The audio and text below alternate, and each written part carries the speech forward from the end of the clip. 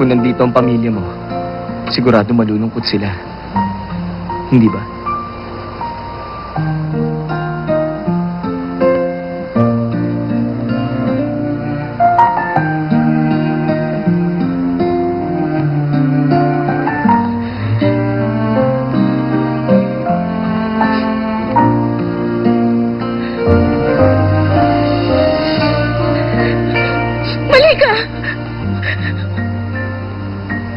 Wala na nagmamahal sa akin. Hindi na ako yung balerinang hinahangaan nila. Wala na akong halaga sa kanila ngayon.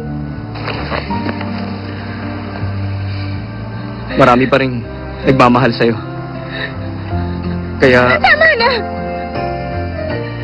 Ayokong makita nila ako sa ganitong sitwasyon.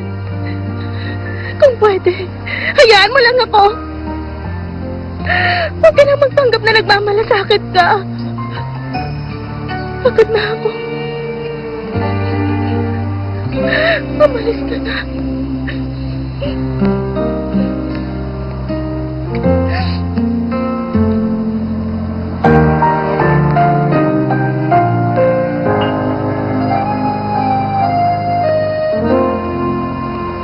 Palagay ko, hindi pa to ang tamang panahon. Ang pinakamahalaga, magkaroon ulit siya ng tiwala sa sarili niya. Huwag ka mag-alala. Tutulungan kita makabalik ulit sa stage.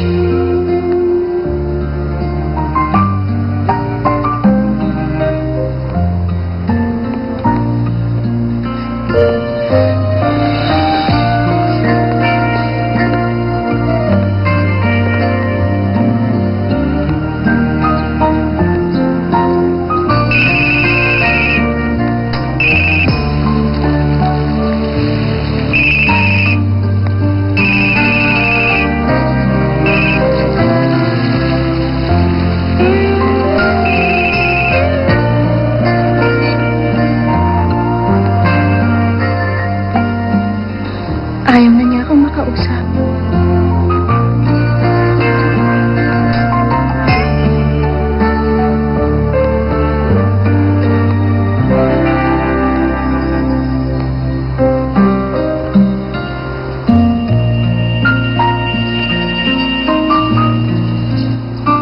Bago ka umalis, sige na. Ma'am, hindi niyo ba narinig? Ang sabi ni Cindy, meron siyang date ngayon. Talaga? Kasama ba niya si... Tahimik! Cindy, patingin. Itaas mo ang braso mo, bilisan mo! Ano ginagawa niyo? Iabala kita. Tandaan mo ito mabuti. Hindi ka pwede makipag-date sa Steven G na yan. Oh, hindi po si Steven ang date ko. Ang pangalan niya, Z. para po yung Ha? Z sa alphabet.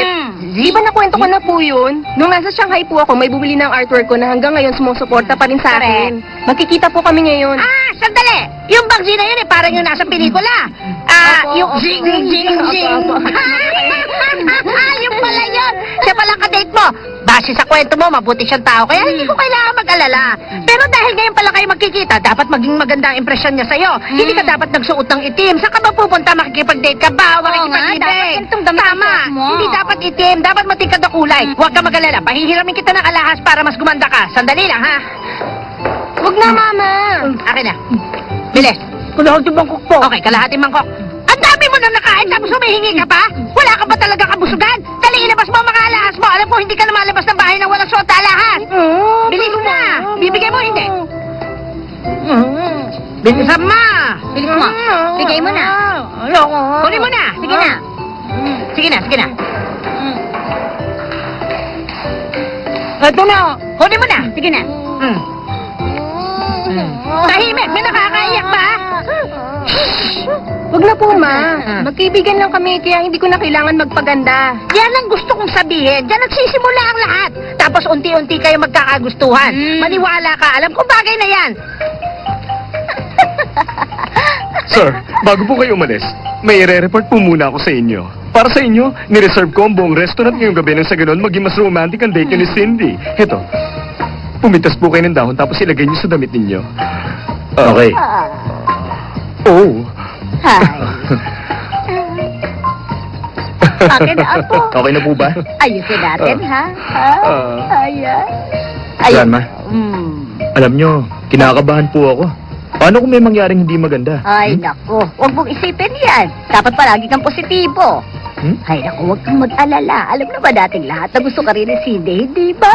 Pinagkakatiwalaan niya si Mr. Z. At nung mag-usap kayo sa internet, sinabi sa'yo ni Cindy ang totoong nararamdaman niya, hindi ba? Kaya pag nalaman niya kung sino talaga si Mr. Z, siguradong matutuwa siya. Kaya naman huwag ka nang mag-alala, apo ko, ha? Siya nga pala, Director. Bakit?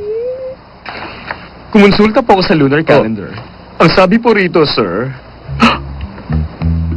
dapat niyong ayusin ang kama niyo. Oh, ibig sabihin, may mangyayari sa inyo ngayong gabi. Nagulat nga po ako na nabasa ko yun eh. Okay yun, hindi ba? Good po sa inyo, sir. Meron pa. Pangako. Pangako? Ano ba yun? Hindi ba parang pagpirma yun ng kontrata?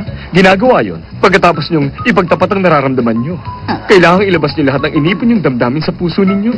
Ilabas? Tama po. Kailangang ilabas niyo. Alam niyo na yun. Tapos, paligo kayo. Maligo? Mas maganda kung gagawin niyo yun na sabay kayo. Habang naliligo, iparamdam niyo sa kanya ang pagmamahal ninyo. Yakapin niyo siya na mahigpit. Tapos aplisin niyo ang likod niya. Tapos, sasabihin niya, ano ko ba, Steven? Huwag mong gawin yan. Nakikiliti ako. Tama na. Ang saya, di ba? Di ba? Di ba? Perfect. Wala ka na mahihiling pa. Teka. Chairman, Bakit? ano po sa palagay niyo? Dapat po ba magtapat muna si Sir? Pagkatapos, maliligo sila na matagal. At pagkatapos nun, pupunta na sila sa kama. Sa tingin niyo, maganda yung naisip ko? Oo, pero... O kaya, kung talagang hindi na makapaghintay si Director, pwedeng action na agad. Pagkatapos nun, maliligo sila. At pagkatapos sila maligo, magtatapat na si Sir sa kanya. Ayos lang na mamahuli yun, hindi ba, Chairman? Ayos lang yun, di ba po? Nung una, epektibo yung ginamit mong paraan sa kanya. Kaya napapayag mo siyang magpakasal sa'yo, hindi ba? Kaya naman, ngayong gabi, huwag kang magmadaling umuwi, ha? Teka, Chairman, may naisip lang po ako. Hindi po ba mas maganda kung... Kung ano? Huwag na siyang umuwi.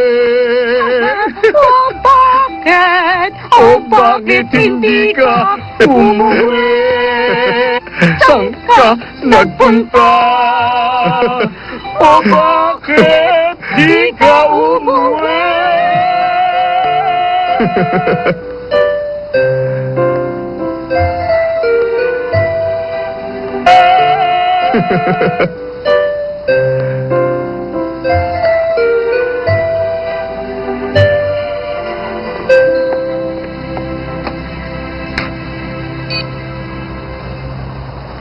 Ana?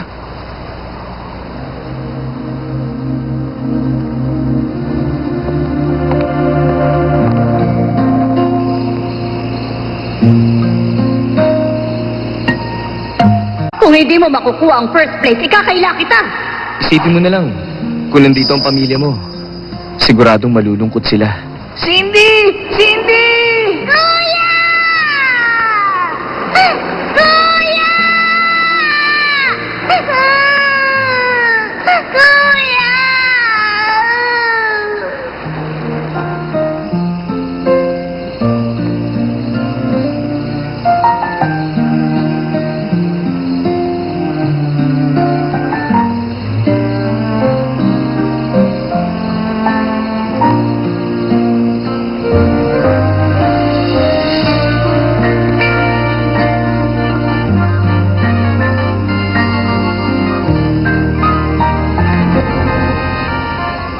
Steven!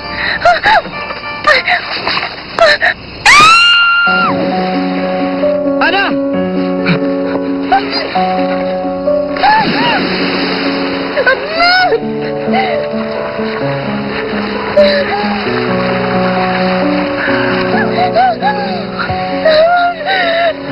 Huwag mo akong iwan! Hindi kita iiwan. Ana! Gumising ka! Ana! Ba't gano'n? Hindi ko na makontak.